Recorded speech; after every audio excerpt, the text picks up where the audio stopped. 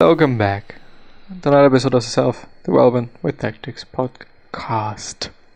Today we are starting with another book summary, once again by the SamuelThomasDavis.com site.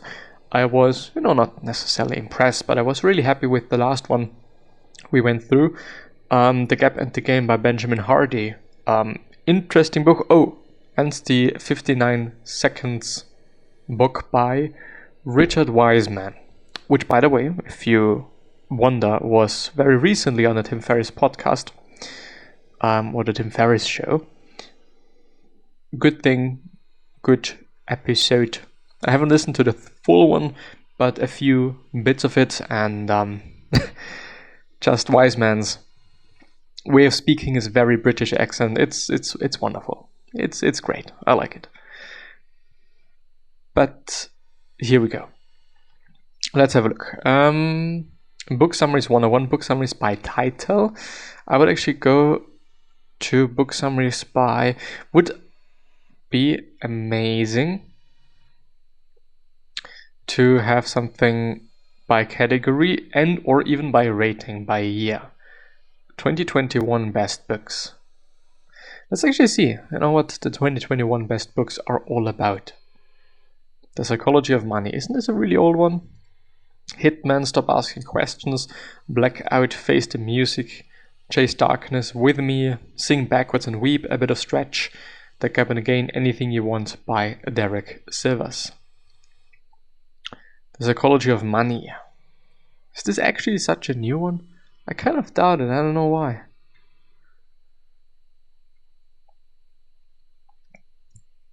Remembering the Things I Drank to Forget. There is actually also a rating there. Chase Darkness, Sing Backwards. A Bit of a Stretch. The Diaries of a something. Let's go with Stop Asking Questions. No. Hitman.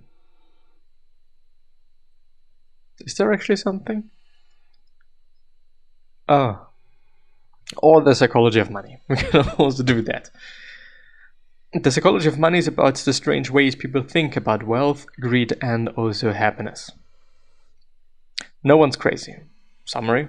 Everyone looks at money through the lens of their past experiences. You can read what it was like to lose everything during, say, the Great Recession, but you will never bear the emotional scars of those who survived it and are now afraid to invest again. It is important to remember, then, that until you have lived through a financial crisis and felt its consequences, you will never understand why people behave the way they do. Which might be the case.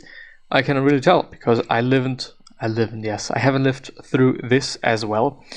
So it might be a bit hypocritical to be like, oh no, it's probably not really the case. The second one, Luck and Risk. Big idea. Nothing is as good or as bad as it seems. Every outcome in life is guided by forces other than individual effort. Bill Gates had a competitive advantage over millions of other students because he attended one of the only high schools in the world that had the cash and foresight to buy a computer. In finance, luck is as much a force as risk. I did actually not know this about Bill Gates. But it kind of makes sense, like it really does, that he then had a head start. But I do also still want to point out that he probably wasn't the only student that had access to a computer.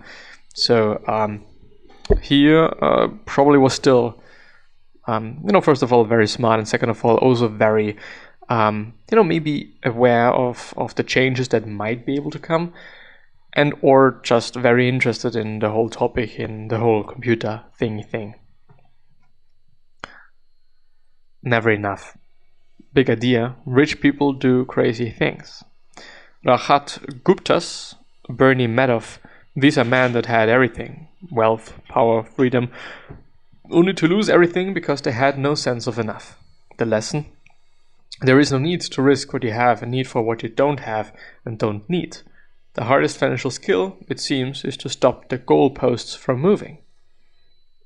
Yeah, I think we all know that the very first time we made a bit of money through work or through whatever, maybe through investing and whatnot, it seemed amazing. Like, okay, we made our first money, it's great and whatnot, and all of a sudden it is quite normal.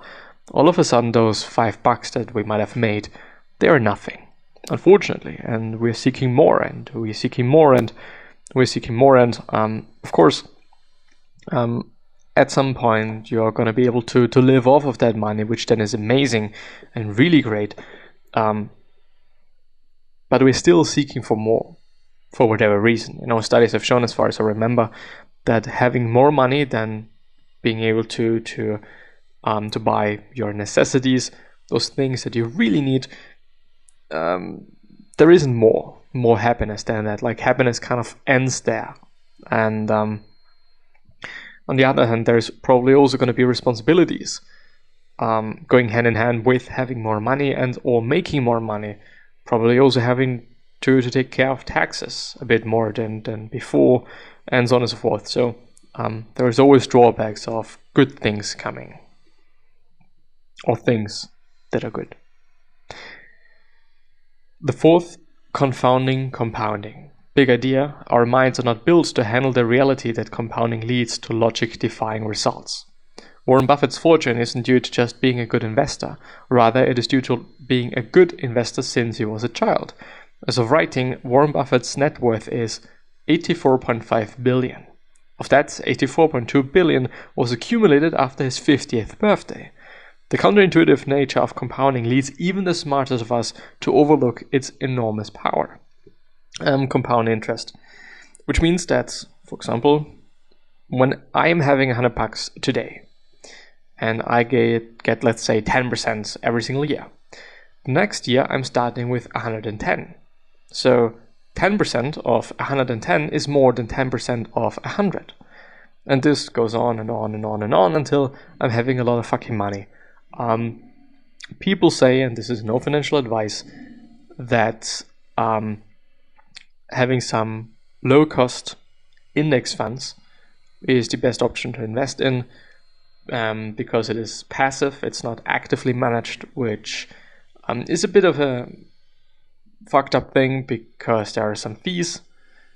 But yeah, there's still a lot of risk, so you can lose it all. It's definitely the case because of some crises.